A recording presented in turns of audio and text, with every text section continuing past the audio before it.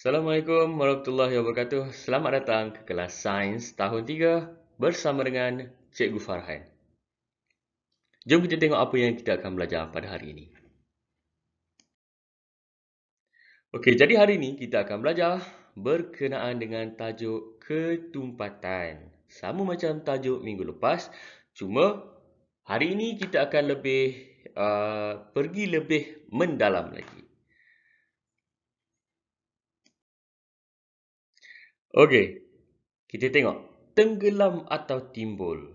Okey, di sini ada satu bekas yang berisi air dan kita masukkan buah lemon. Okey, seperti yang kita tahu, buah lemon timbul ataupun terapung di atas air, dia timbul. Dan anggur tenggelam di dalam air. Jadi kita tengok soalan dia. Mengapa buah lemon tidak tenggelam? Mengapa buah lemon tidak tenggelam? Okey, jadi soalan ini kita boleh jawab dengan masukkan fakta dia. Buah lemon tidak tenggelam. Mengapakah buah lemon tidak tenggelam? Kita tulis kerana apa? Lemon kurang tumpat berbanding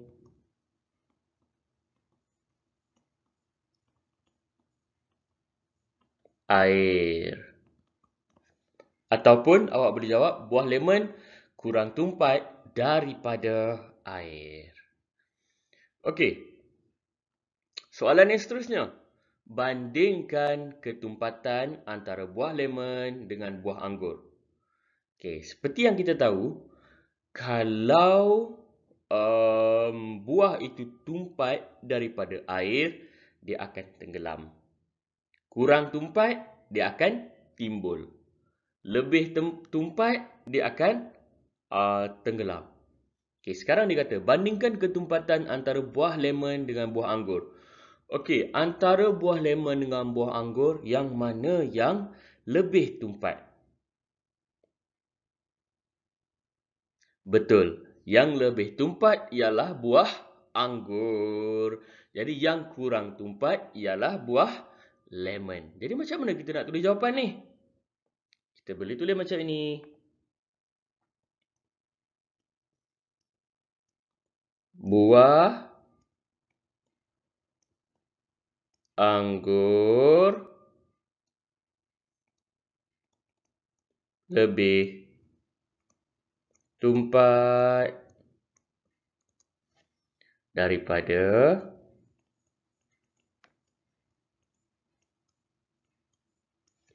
lemon. Okey. Dah siap. Sekarang kita pergi ke muka surat yang seterusnya. Okey, dekat sini kita nak tengok siapa yang lebih tumpat antara lemon, air dan juga anggur. Okey. Kalau kita susun mengikut susunan daripada kurang tumpat berbanding dengan lebih tumpat, susunan dia akan begini.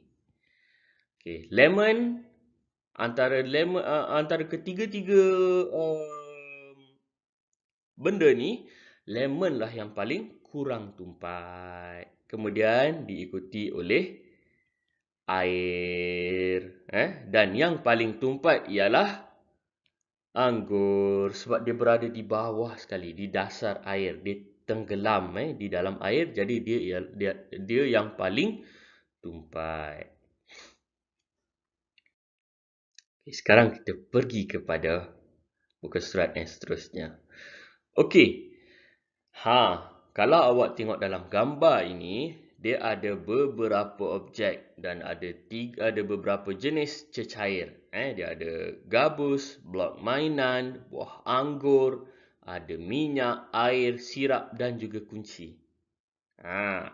Kalau kita tengok kat sini, gabus dia timbul di atas minyak. Dan blok mainan, dalam minyak dia tenggelam, ni blok mainan ni, dalam minyak dia tenggelam, tapi dia timbul di atas air. Kemudian buah anggur, dia tenggelam dalam air, tapi dia timbul di atas sirap. Boleh? Okay, sekarang kita tengok muka surat yang seterusnya. Di sini ada soalan dan kita akan jawab soalan ni sama-sama. Berdasarkan gambar rajah ini, kita dah letak gambar rajah sebelah tu. Nyatakan pemerhatian kamu terhadap gabus. Okey, kita tengok gabus. Mana gabus? Gabus kat sini.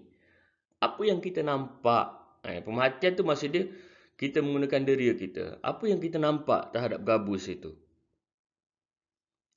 Okey, yang kita nampak ialah gabus timbul di atas permukaan minyak. Okey, jadi kita tulis kat sini. Gabus timbul di atas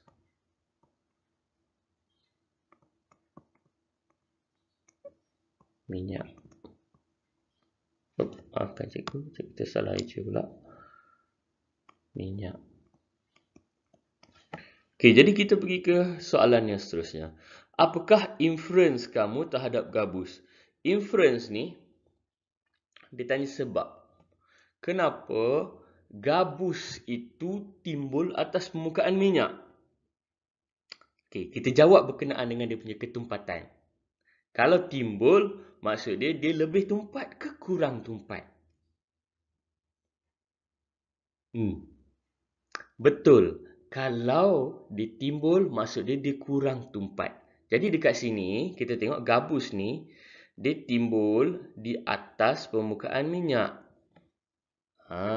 Jadi kita boleh bagi tahu bahawa gabus kurang tumpat daripada minyak.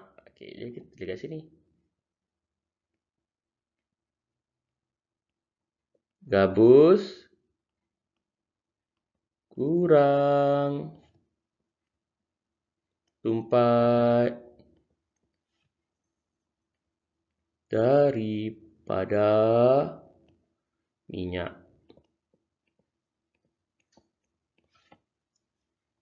Okey, seterusnya.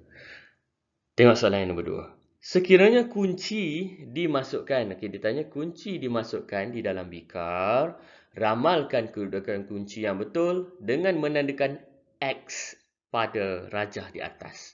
Okey, jadi dalam modul awak kena tanda X. Kunci ni, kalau kita masuk dalam kunci ni, kita masukkan dalam bekas. Agak-agak awak, mana kedudukan dia? Ramalkan kedudukan dia. Kedudukan dia di mana? Dia akan timbul ke tenggelam ke? Kalau dia timbul dekat paras mana? Paras air ke? Paras air sirap ke? Dan ditandakan X. Okey. Jadi kunci ni masuk dan dia akan tenggelam di sini. Jadi tandakan X. Itu jawapan dia. Dia suruh tandakan X, kita tandakan X. Berikan inference kamu bagi jawapan di atas. Inference ni sama macam tadi juga, dia nak tanya sebab. Kenapa kamu kata kunci dia tenggelam di dalam sirap? Dia tenggelam bawah minyak, bawah air dan bawah sirap. Kenapa? Kalau kita bagi tahu jawapan berkenaan dengan ketumpatan, kita boleh cakap kunci apa dia? Betul. Paling tumpat ataupun lebih tumpat berbanding sirap. Ataupun awak boleh bagi tahu. Okey, kita tulis jawapan. Kunci lebih tumpat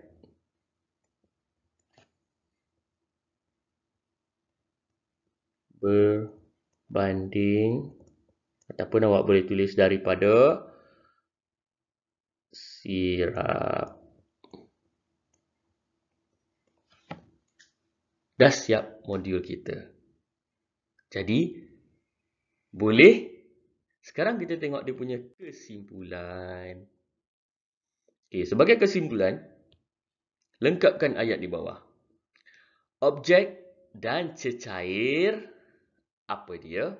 Daripada air akan timbul di permukaan air. Ingat, kalau timbul, dia lebih tumpat ataupun kurang tumpat? Kalau timbul, dia lebih tumpat atau kurang tumpat? Okay, jadi kalau ditimbul di permukaan air, maksud dia kurang tumpat.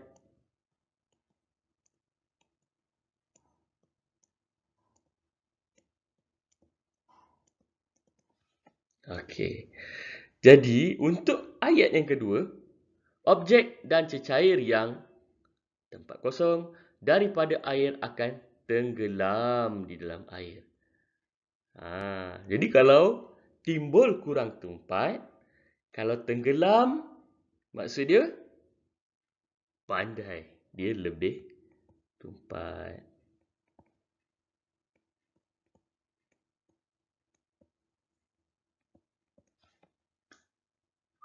Baik, jadi itu ialah kesimpulan untuk hari ini, pembelajaran hari ini.